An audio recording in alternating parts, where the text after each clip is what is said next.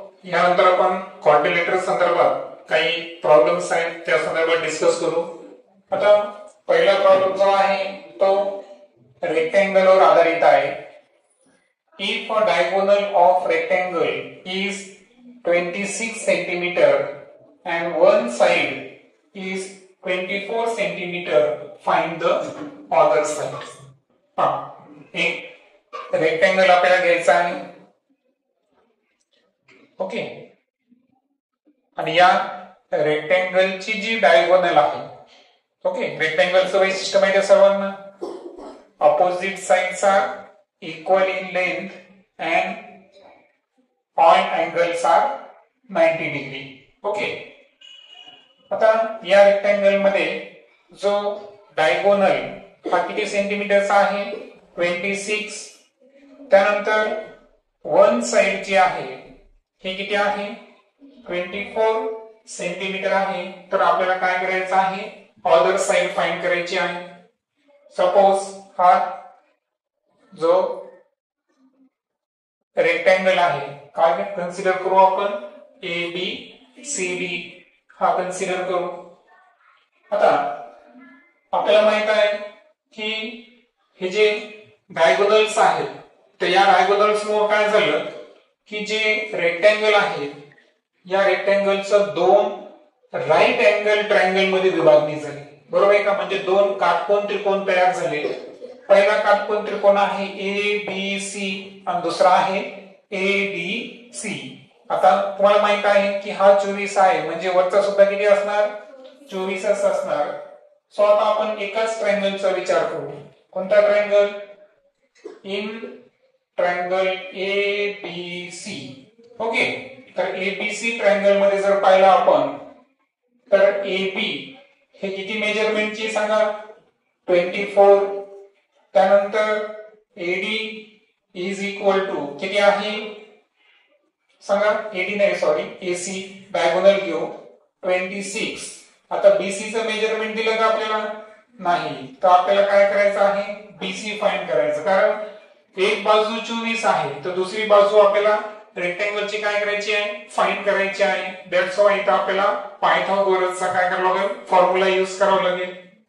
आता Pythagoras use करत असताना आपण इथं काय करू, सपोज असं कन्सिडर करू की BC चं मेजरमेंट हे किती सेंटीमीटर कन्सिडर करू आपण, x सेंटीमीटर, ओके। सो आपलं टार्गेट आहे आता x फाइंड करणं।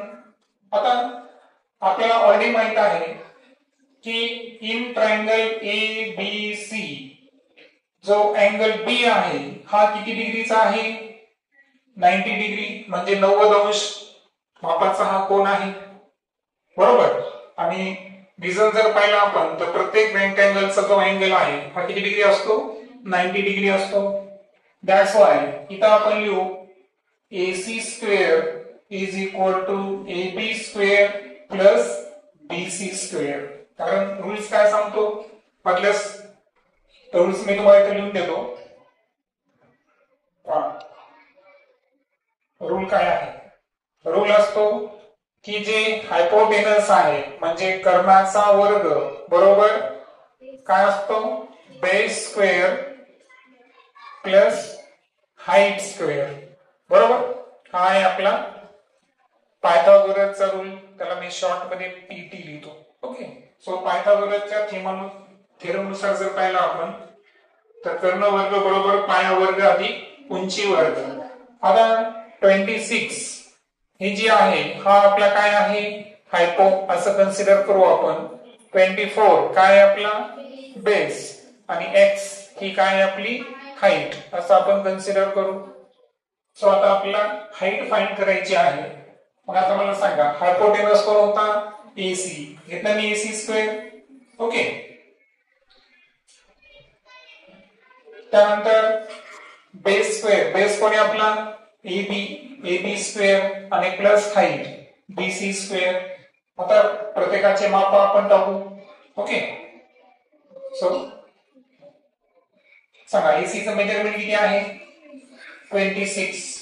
सो 26 काय लिहावं इथं, स्क्वेअर। AB चं मेजरमेंट किती आहे, 24। त्याचा स्क्वेअर आणि बीसी किती धरला आपण x त्याचा स्क्वेअर. आता सांगा 26 चा स्क्वेअर किती आहे 676. 24 चा 576 प्लस x स्क्वेअर. therefore आता x स्क्वेअर चे करायचं असेल तर 576 जे प्लस आहे अपोजिट साइडला गेलो काय होती मायनस. तो 676 मायनस 576 इज इक्वल टू किती 100. आणि जर x करायचा असेल तर 100 चं काय घ्यावं लागणार आपल्याला स्क्वेअर रूट. आणि 100 चं स्क्वेअर रूट किती आहे 10. आणि therefore जे BC आहे ते किती सेंटीमीटर आलं आपल्याकडे 10 सेंटीमीटर. आणि दॅट्स व्हाय जी अदर साइड आपल्याला फाइंड करायची होती रेक्टँगलची किती आली 10 सेंटीमीटर. ओके. आता हे झालं रेक्टँगल संदर्भात. सेकंड क्वेश्चन जो आहे हा आहे आपला रोम्बस संदर्भात. ओके. आता रोम्बस आत्ताच आपण लर्न केलेला आहे. आता इथे एक रोम्बस दिला आपले कच्ची फिगर काढू वाटल्यास आपण पहा एक रफ फिगर. आता एक रोम्बस दिला आपल्याला. रोम्बसचं नाव काय आहे A B C D. Okay. Length of the diagonals. Length म्हणल्यावर अगोदर आपण काय करू डायगोनल्स काढू. पहिली डायगोनल कोणती आहे आपली AC.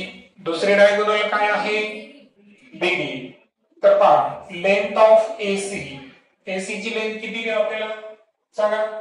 पहिली आहे 16 सेंटीमीटर दुसरी किती आहे 12 centimetre. So length of AC 16 centimetre consider करू आपण. आणि BD किती कन्सिडर करू 12 सेंटीमीटर.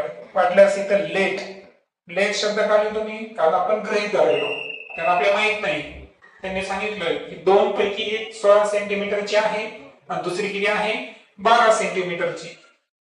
आणि यावरून आपल्याला काय करायचं आहे रोम्बसची काय फाइंड करायची आहे साइड पण फाइंड करायची आणि पेरिमीटर म्हणजे परिमिती पण काढायची आहे. आता इथे काही रूल्स आपल्याला यूज करायचे आहेत त्या रूल्स बद्दल आपण डिस्कस करू. तर रोम्बसचे नियम आपण पाहिले. ओके. रोम्बसचा नियम काय आहे की जे डायगोनल्स आहेत हे एकमेकांना काय असतात परपेंडिक्युलर असतात. त्यानंतर डायगोनल्स एकमेकांना काय करतात बायसेक्ट करतात. म्हणजे सपोज हा पॉइंट आहे समजा त्याला आपण M कन्सिडर करू. कोणता पॉइंट कन्सिडर करू M. ओके. म्हटलं तुम्ही इथं लिहू शकता. खाली आपण late diagonal AC and BD intersect at point M. म्हणजे आपण काय कन्सिडर केलं की जी डायगोनल AC आणि डायगोनल BD हे दोन्ही कोणत्या याच्यात M बिंदूमध्ये छेदतात असं आपण कन्सिडर केलं.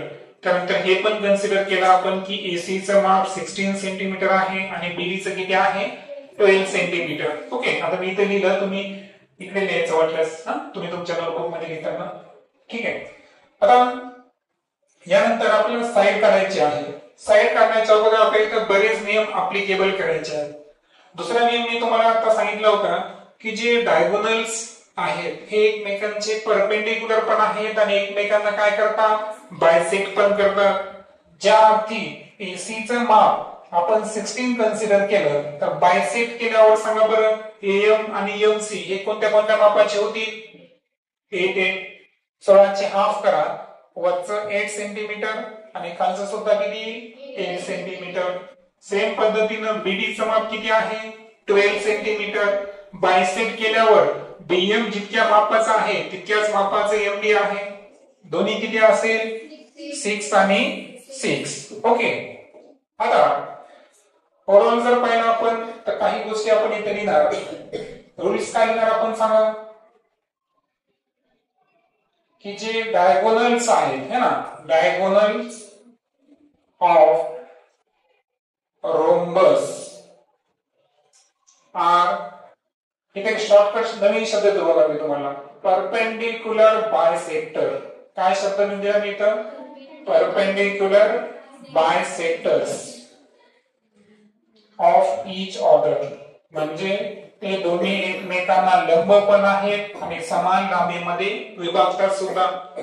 आणि त्याच्यामुळे काय झालं, दॅट्स वाय आता आपण कोणता कन्सिडर करू, इन ट्रायंगल AMD. आपल्याला सर्व त्रिकोणाचा विचार करायची गरज आहे का, नाही. आपण एकाच त्रिकोणाचा विचार करणार, ट्रायंगल AMD म्हटल्यास, ठीक आहे. ट्रायंगल AMD मध्ये जर पाहिलं आपण तर या रूल नुसार सांगा AM चं माप किती यायलं, 8. त्यानंतर MD चं माप किती यायलं, 6. ओके, सेंटीमीटर आहे ना, म्हणजे मी सध्या लिहित नाही. ओके, जाऊ द्या, 6 सेंटीमीटर. आणि आता आपल्याला साईड काढायची आहे. आता तुम्हाला माहित आहे रोम्बसच्या ऑल साइड्स कशा असतात, इक्वल असतात. एक काढली म्हणजे सर्वांचं मेजरमेंट काढलं. ते किती सेंटीमीटर कन्सिडर करू आपण, x. आणि so AD is equal to किती, x सेंटीमीटर आपण कन्सिडर करू. आता या ट्रायंगल मध्ये पुन्हा एकदा आपण काय लागू करणार, पायथागोरस थेरम. आणि सो इथं आपण लिहिणार अकॉर्डिंग टू, बरोबर आहे का, according to Pythagoras theorem. Pythagoras theorem साठी मी शॉर्टकट मध्ये काय लिहिलं, PT. रूल काय आहे, कर्ण वर्ग बरोबर पाया वर्ग अधिक उंची वर्ग. सांगा आता AMD मध्ये कर्ण कोण आहे, AD. So AD square is equal to base कोण आहे, MD, त्याचा स्क्वेअर घेणार. उंची काय आहे, AM, त्याचा स्क्वेअर घेणार. सांगा आता AD चं माप किती धरलं आपण, x. MD चं 6, त्याचा काय घ्यायचा आहे, स्क्वेअर. AM किती आहे, 8, त्याचा स्क्वेअर. सांगा 6 चा स्क्वेअर 36, 8 चा स्क्वेअर, दोघांची ऍडिशन 100. आता ही झाली x स्क्वेअर ची किंमत. हा, मग आपल्याला x काढायचा असेल तर x चं काय घेणार आपण, 100 चं स्क्वेअर रूट घेणार. आणि यावरून x ची व्हॅल्यू किती आली, 10 सेंटीमीटर. म्हणजे जी साइड आहे, बरोबर आहे का, ही साइड किती सेंटीमीटर आली आपली, 10 सेंटीमीटर. मग एवढं पुढे उत्तर संपलं का बरं, नाही. आता काय बाकी आहे आपल्याकडे, पेरिमीटर काढायचं आहे. आता परिमिती आपण चौरसाच्या परिमितीचे जे सूत्र आहे तेच कोणाला ऍप्लिकेबल आहे, रोम्बसला. कारण रोम्बसच्या सुद्धा सर्व बाजू कशा आहेत, समान आहेत. म्हणून इथं आपण लिहू शकतो की पेरिमीटर ऑफ रोम्बस हे जर काढायचं असेल आपल्याला तर त्याचा फॉर्म्युला काय असेल, 4 इंटू साइड. आता 4 ला 4, साइड किती मापाची आहे आपली, 10. 4 इंटू 10 40 सेंटीमीटर. आणि सो ओव्हरऑल तुम्ही इथं फायनली आन्सर मध्ये लिहू शकता. बरोबर, तुम्ही काय एक सवय लावा की शेवटी आन्सर संपल्यावर साइड इज इक्वल टू किती आलं, 10 सेंटीमीटर. आणि पिरॅमीटर साठी मी P लिहितो, तुम्ही पिरॅमीटर पूर्ण लिहा. पिरॅमीटर इज इक्वल टू किती आलं, 40 सेंटीमीटर. 40 सेंटीमीटर. या पद्धतीने तुम्हाला ते गणित सॉल्व्ह करायचं. ओके, आता नेक्स्ट गणिताकडे येऊ आपण. हा कशावर आधारित आहे, स्क्वेअर म्हणजे चौरसावर आधारित आहे. काय सांगितलं, find the length of diagonal of a square with a side 8 centimeter. पहा आपल्याला काय करायचं आहे, स्क्वेअर करायचा आहे. स्क्वेअरची फीचर काय आहे, सर्व अँगल्स कसे पाहिजे, 90 degree. All sides are equal, सर्व बाजू समान लांबीच्या. त्यानंतर इथे आपण काय करू, डायगोनल. ही डायगोनल जी आहे तिची आपल्याला लेंथ काढायची आहे. इथं साइड 8 सेंटीमीटर. साइड किती दिली आपल्याला, 8 सेंटीमीटर. सपोज आपला जो डायगोनल आहे तो कोणता आहे, PQRS. पहिल्या सोल्युशन मध्ये आपण लिहायचं काय लिहिणार, सोल्युशन मध्ये, suppose PQRS is a rhombus with side किती त्याची सांगा, किती मेजरची आहे 8 सेंटीमीटर. तो 8 सेंटीमीटर बाजू असणारा PQRS हा रोम्बस आहे. आता आपल्याला काय करायचंय, डायगोनल फाइंड करायचंय. मला डायगोनल किती सांगा बरं याच्यात. एक मी घेतली PR आणि दुसरी कोणती असते QS, पण मी रेफरन्स साठी फक्त एकच डायगोनल घेतो. कोणती घेतो, PR. सो आपल्याला काय करायचं आहे, PR ची व्हॅल्यू फाइंड करायची आहे. आणि सपोज PR ची व्हॅल्यू मी किती लिहितो, x लिहितो. आता हे गणित दोन पद्धतीने सोडवता येतं. किती पद्धतीनं, दोन पद्धतीनं. पहिली पद्धत आहे पायथागोरसचा नियम वापरायचा आणि दुसरी पद्धत आहे 45 45 90 हा जो थेरम आहे हा यूज करायचा. दोन्ही समजून अगोदर काय करू आपण, पायथागोरस नुसार चलू. सो इन ट्रायंगल, कोणता ट्रायंगल आहे आपला, PQR, बरोबर आहे का. यामध्ये सांगा हायपोटेनस कोण आहे, PR square is equal to QR square plus PQ square. म्हणजे काय घेतलं आपण, hypotenuse square is equal to base square plus height square. कोणता नियम आहे सांगा तो, पायथागोरस थेरम. तो आपण कंसामध्ये लिहू. सांगा PR ची व्हॅल्यू किती का आपल्याला, नाही ती x घेऊ. QR ची व्हॅल्यू किती आहे, ही साइड 8 आहे, याचा अर्थ प्रत्येक साइड किती मापात झाली 8. सो इथं 8 चा स्क्वेअर प्लस PQ सुद्धा 8 चा स्क्वेअर. 8 चा स्क्वेअर किती आहे 64 प्लस 64 इज इक्वल टू किती झालं 128. आणि यावरून फक्त x ची व्हॅल्यू काढायची असेल तर 128 चा काय घ्यावा लागेल आपल्याला, स्क्वेअर रूट. स्क्वेअर रूट 128 ही वर्गमूळ संख्या आहे का, नाही. परंतु यामध्ये आपल्याला सर्टचा वापर करायचा. सर्टचा वापर कसा करायचा, 128 मध्ये लपलेली जी मोठी वर्ग संख्या आहे ती किती आहे 64. 64 दोन्ही 128. मग 64 चा वर्ग निघतं का, किती आहे 8. सो 8 बाहेर घ्यायचे, कंसात काय राहिलं √2. आणि म्हणून जी डायगोनल आली ती किती आली 8√2 सेंटीमीटर. ओके, आता ही झाली फर्स्ट स्टेज. तुम्हाला सांगितल्याप्रमाणे हे गणित आपल्याला आणखीन एका पद्धतीने सोडवायचं आहे आणि ती पद्धत कोणती आहे 45 45 90 थेरम. मग तुम्ही मला हा नियम लागू कसा होतो, कारण आपण स्क्वेअर मध्ये एक नियम पाहिला होता की स्क्वेअरचे जे डायगोनल्स आहेत हे एकमेकांचे काय आहेत, अँगल बायसेक्टर सुद्धा आहेत. काय आहेत, diagonals are the bisectors of each other. आता मला सांगा स्क्वेअरचा प्रत्येक अँगल किती डिग्रीचा आहे 90. मग मला सांगा याची दोन समान भागामध्ये विभागणी जर केली तर हा सुद्धा 45, हा सुद्धा 45, इथं सुद्धा हा 90 मापाचा आहे. आतला जर घेतला तर किती व्हायला 45 आणि बाहेरचा सुद्धा किती व्हायला 45. म्हणजे याचा अर्थ बायसेक्ट केल्यानंतर जो प्रत्येक अँगल 90 डिग्रीचा होता त्याची फोड किती मध्ये झाली 45 45 मध्ये झाली. आता आपण एक ट्रायंगलचा विचार करू फक्त PQR. आता या अँगल मध्ये मला सांगा फक्त एवढं बघा ना, हे वाटलं चला एक वेगळ्या लाईनला ड्रॉ करतो. ओके, आता PQR याचाच विचार करा. याच्यात तीन कोण आहेत, कोणते कोणते सांगा 45 90 45, बरोबर आहे का. मग आता यामध्ये अँगल P जो आहे हा आहे 45, अँगल R हा सुद्धा आहे 45, अँगल Q हा किती आहे 90 डिग्री. मग आता हा बेस वापरून आपल्याला इथे एक थेरम लागू करायचा आहे. मग तो नियम काय माहिती का की 45 अंश कोणासमोरील बाजू ही कर्णाच्या 1/2 पट असते.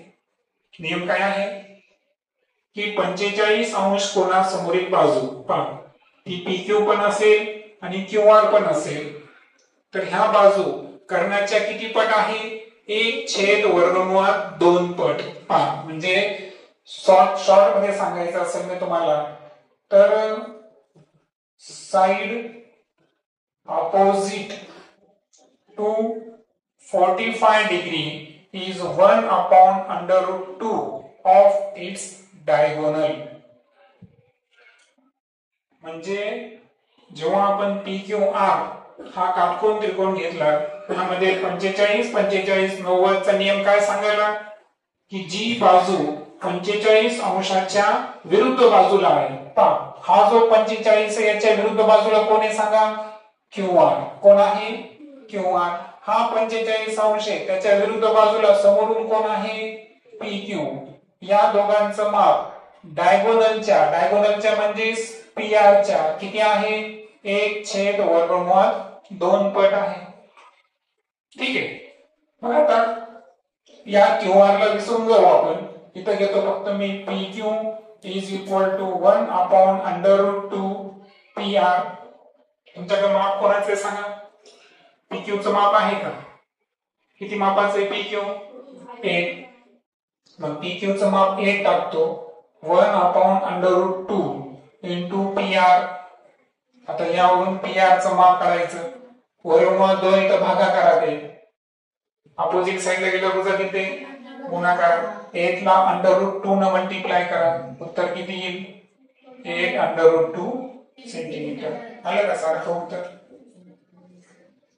म्हणजे याचा अर्थ काय झाला की जी 45 अंश कोनासमोरील बाजू असते ही कर्णाच्या किती पट असते 1/√2 पट असते. त्याला कोणता थेरम म्हणायचा 45-90 डिग्री थेरम. येते लक्षात. या थेरम नुसार सुद्धा आपण आन्सर काढलं आणि पायथागोरस नुसार सुद्धा आन्सर काढलं. दोन्ही केसेस मध्ये आन्सर कसा आलेला आहे सारखा आलेला आहे. ओके सो तुम्ही आता इथे लिहून घेऊ शकता.